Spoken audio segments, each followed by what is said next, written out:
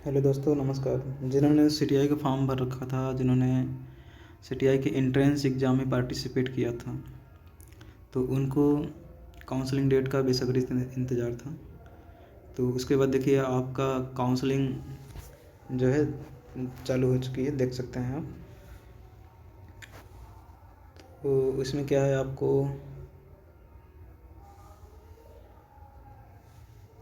अपने email ID और mobile number से जिससे आपने फॉर्म भरा हुआ था उसको डालने के बाद आपको क्या बोलते हैं कि 5 चॉइस फिलिंग करनी है। चलिए देखते हैं आगे कैसे होगा। आपको अपने रजिस्टर्ड ईमेल आईडी और मोबाइल नंबर से ही लॉगिन करना है। चलिए देखते हैं। जैसा कि आपको दिख रहा है कि हमने अपने ईमेल आईडी और मोबाइल नंबर से लॉगिन कर लिया है और हमारा ट्रेड जो है वेल्डर है। तो हमको सबसे पहले कानपुर कॉलेज लेना है, उसके बाद लेना है हावड़ा, उसके बाद लुधियाना, उसके बाद जोधपुर, उसके बाद हमको मुंबई लेना है। तो हम अब जो है कि मतलब कि हमको चॉइस फिलिंग करने से पहले हमको देखना है कि किस शहर में, किस एनएसटीआई में हमारे ट्रेड की कितनी सीटें जो हैं अवेलेबल हैं और कौन सा कॉलेज हमारे लिए अच्छा पड़ेगा हर एक तरीके से। तो कुल मिला के आपको जिसने आपको एनएसटीआई का फॉर्म भरने के लिए, सीटीआई का फॉर्म भरने के लिए गाइड किया था, उनसे पता करके आप किस एनएसटीआई में किस ट्रेड की कितनी कितनी सीटें हैं, कौन कौन से ट्रेड है, इसकी जानकारी को पता करने के बाद आपको जानकारी इकट्ठा करने के बाद आपको चॉइस फिलिंग करनी है। ये नहीं कि जल्दीबाजी में हम देख लें कि हमको ये डालना है, ये यहाँ पे डालना है, ये कॉलेज लेना है, फिर पता लगा कि यार मतलब अलॉटमेंट लेटर निकालने के बाद पता लगा कि मिल गया और हमको लग रहा है कि बहुत दूर है, हमको नहीं जाना है वहाँ पे। तो ऐसा नहीं करना है, आपको पहले पूरी जानकारी जो है कि इकट्ठा करने के बाद आपको चॉइस फिलिंग करनी है। तो चलिए देखते हैं हम। हमको पहला चॉइस जो है कानपुर लेना है, एनएसटीआई कानपुर। हमने पहला अपना एनएसटीआई कानपुर जो है डाल दिया है। अब दूसरा जो है हमको लेना है हावड़ा। दूसरी चॉइस हमने हावड़ा कर ली है। तीसरा पे हमको एनएसटीआई लुधियाना चाहिए, हमने तीसरे पे एनएसटीआई लुधियाना ले लिया। चौथे पे हमको चाहिए जोधपुर। पाँचवें पे हमको लेना है मुंबई। तो इस तरह से मतलब हमने जो है अपने चॉइस के अकॉर्डिंग, अपने जानकारी के अकॉर्डिंग, अपने ट्रेड के अकॉर्डिंग 5 सीटें जो है कि 5 एनएसटीआई जो है चूज़ कर लिया है। और ऊपर आप देख सकते हैं कि first 5 choice will be taken for allotment, your tentative ranking is show on the first choice selected. In case you need to see ranking other choice, reselect them in the first 5 choice. आपको मतलब कुल मिला के 5 ही choice करने की freedom होगी, स्वतंत्रता होगी। आप 5 के बाद 6 चॉइस नहीं भर सकते हैं। उसके बाद मान लीजिए आपको पहले फेज के काउंसलिंग में आपको कानपुर मिल गया, तो आपको जाके अपना एडमिशन लेना है। सपोज दैट मान लीजिए आपको कानपुर नहीं मिला, हावड़ा मिला, या फिर एनएसटीआई लुधियाना मिला, या जोधपुर मिला, या फिर मुंबई, कोई भी मिला, तो आपको अपना डॉक्यूमेंट वेरिफिकेशन एनएसटीआई कानपुर में ही कराना है।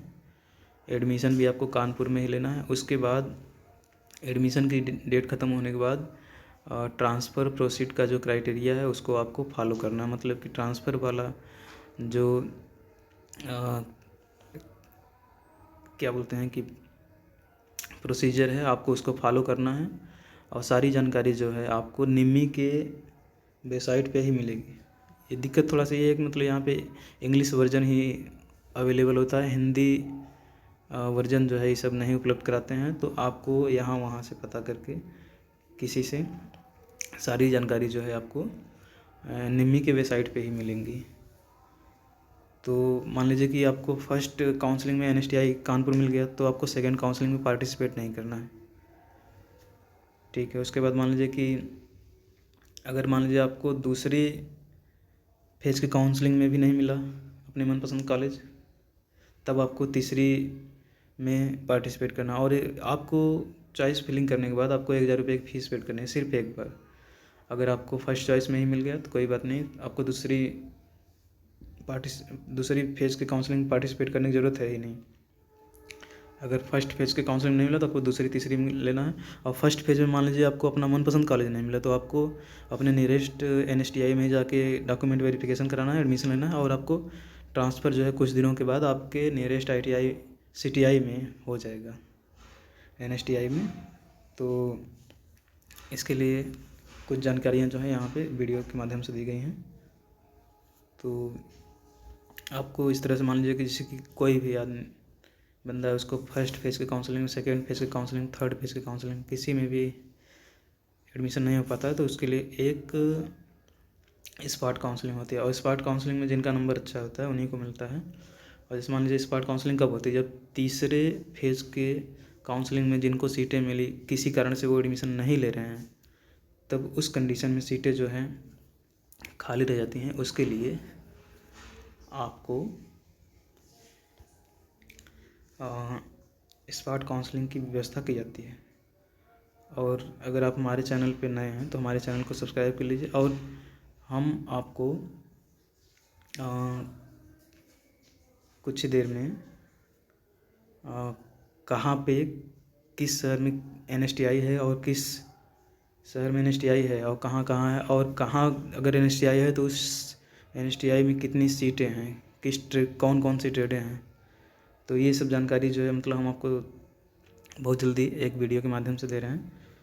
तो उसमें जो है आपका दिखेगा कि हाँ किस शहर में NSTI है और उस NSTI में कौन कौन सा ट्रेड है, कौन कौन सा ट्रेड नहीं है, क्या जो NSTI है दिखाया गया उसमें आपका ट्रेड है या नहीं है। तो इस तरह की सारी जानकारियाँ जो हैं एक वीडियो के माध्यम से मैं आपको जल्दी देने वाला हूँ, जिसमें आपको पूरी दिखेगी। मतलब जैसे मान लीजिए कि फिटर की ट्रेड है, इलेक्ट्रीशियन की है, टर्नर की नहीं है, मशीनिस्ट की है, या जो भी ट्रेड है तो वो भी दिखेगा, और जो ट्रेड नहीं है वो भी दिखेगा बाकायदा। तो अगर हो सकता है इसके बारे में जानकारी ना हो तो हम आपको ये जानकारी जो है जल्दी देने वाले हैं, और इस तरह से आपको काउंसलिंग कराने में थोड़ी सी मदद मिलेगी, व्यवस्था मिलेगी, आराम दे रहेगा आपके लिए। तो उसको हम जल्दी ला रहे हैं, आपके सामने पब्लिश कर रहे हैं। तो हमारे चैनल को आप सब्सक्राइब कीजिए, और जिन्होंने भी CTI का फॉर्म भर रखा था एडमिशन लेने के लिए, उनको भी ये वीडियो शेयर कीजिए। Thank you.